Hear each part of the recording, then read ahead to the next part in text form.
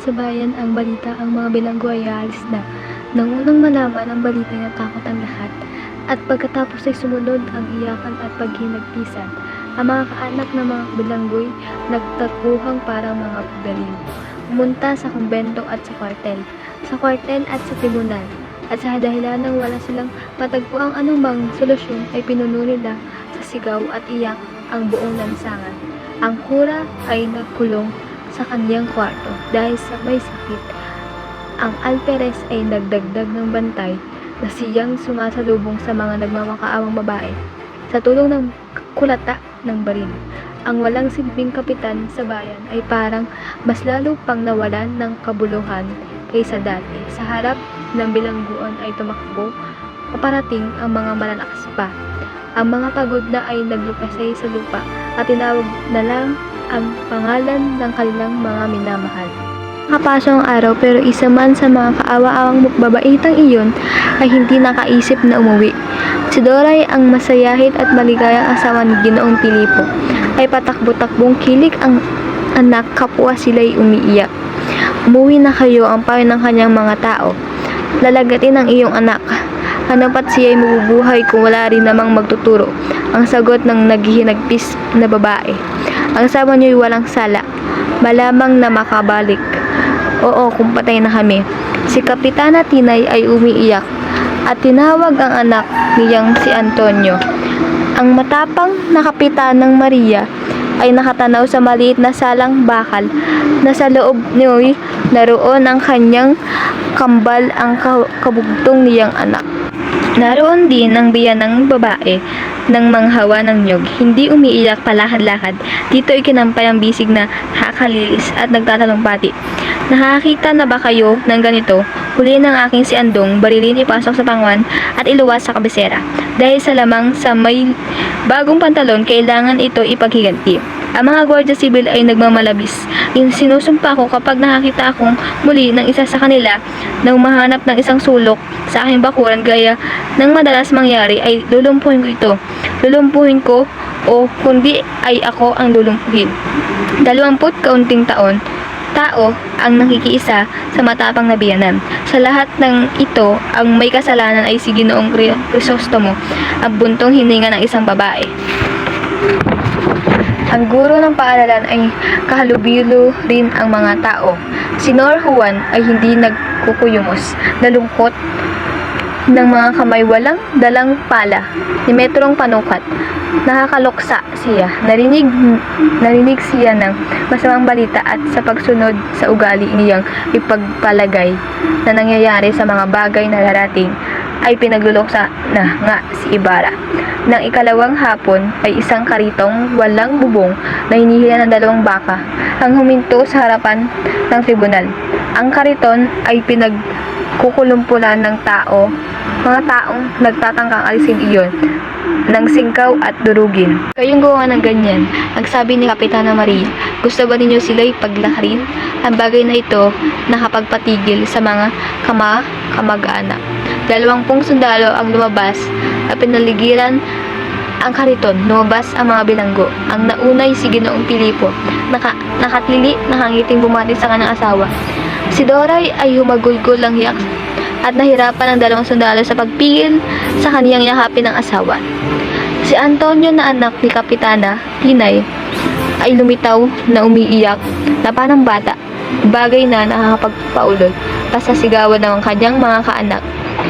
Ang tolerong si Andong ay umiyak ng malakas nang makita ang biyan ng babae na siyang dahilan ng kanyang mga kasawian. Si Albino, ang magpapari sana, ay nakagapos din kagaya ng anak na kambal ni Kapitana Maria. Ang 3 binatang iyon ay walang ibig. Binati ang kanilang mga kaanak ng pantango ng ulo. Ang huling lumabas ay si Ibarra na walang gapos pero nakagapitan sa 2 Guardia Civil.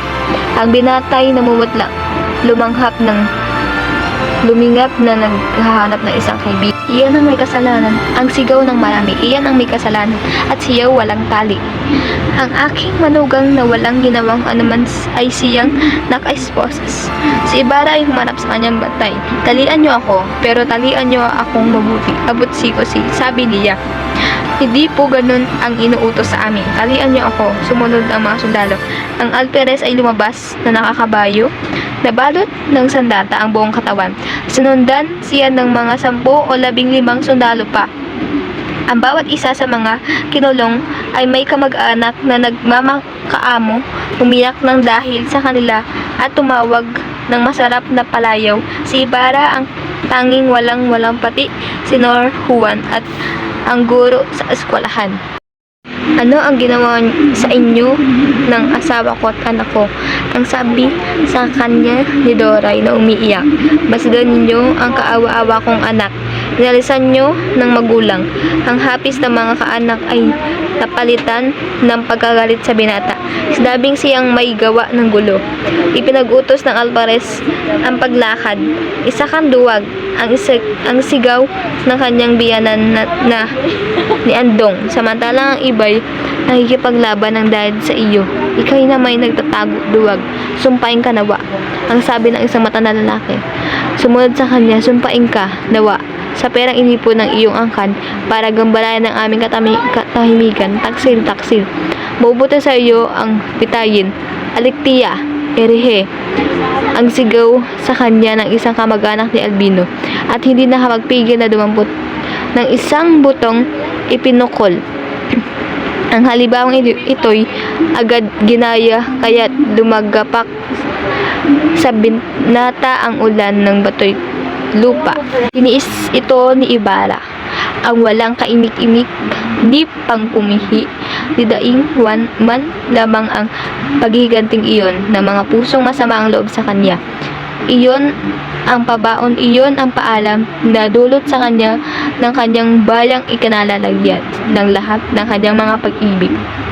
Itunungo ang ulo, sigurado inaalala ang isang taong dinumog sa mga lansangan ng Maynila. Ang isang matandang babaeng tinumbuwang napatay sa harap ng ulo ng kanyang anak na lalaki. Siguro ang buhay ni Elias ay dumaraan sa harap ng kanyang paningin. Inakala ng Alvarez na kailangan palayuin ang mga tao. Pero ang pukol at pagmumuray hindi tumitigil. Isang ina lamang ang hindi naghihiganti ng nararamdaman. Si Kapitana Maria, walang kating-kating, tinagtikom ang mga labi. Ang mga matay puno ng piping luha na pinagmamasdan ang paglayo ng kanyang mga anak. Kung pagmasdan ang pagkakatayo niya nang walang kating-tinag at ang kanyang piping kapighatian ay hindi na magiging kahanga-hanga sinuyobe. Ito na ang pangkat. Ang mga nakadungaw na tao sa mga ilang-ilang bukas na bintana ay ang mga usasera lang at mga walang pakialam sa mga nangyayari ang nagpakita na lalong pagkaawa sa binata. Lahat ng kanyang mga kaibigan ay nagsipagtago, pati si Kapitan Basilio na nagbawan ng pag-iyak sa anak niyang sasinang. Nakita ni Ibarra ang labi ng umuusok niyang bahay. Ang bahay ng kanyang mga magulang, bahay ng kanyang sinilangan, bahay ng hinalagakan ng pinakamatamis na alaala ng kanyang kabataan at pagbibinata. Ang mga luhang malaon niyang itinimpi ay bumubukal sa kanyang mga mata. Itinungo ang ulo at umiyak nang hindi man lang lamang maitago ang pagluha sapagkat siya'y may gapos. Hindi man lang mapukaw ang mga pagkahabang sa kahit sino ang kanyang sakit. Ngayon wala siyang bayan, di mamamahay, di pag-ibig, di kaibigan, di hinaharap na kinabukasan. Mula sa isang mataas na lugar, isang lalaki ang tumatanaw sa malungkot na paglalakbay ng pangkat na iyon. Siya ay isang matanda, maputla, nangangaligan, nakabalot sa isang kumot ng lana at hirap na dumantay sa isang tungkod. Siya ang matandang pilosopong si Tasyo na ang malaman ang mga nangyayari ay bumangon sa kanyang higaan para dumalo, pero hindi siya pinahintulutan ng kanyang lakas na makarating sa tribunal. Sinundan ng tanaw ang karo hanggang sa nawala ang ilang sandaling siyang namamalagi roon, nakatungo at nag-iisip-isip. Matapos iyon ay tumayo at hinarap na bumalik papunta sa kanyang bahay, na sa bawat hakbang ay mihinto. Kinabukasan ay natagpuan siya patay ng mga pastol sa may pintuan ng kanyang ulilang bahay.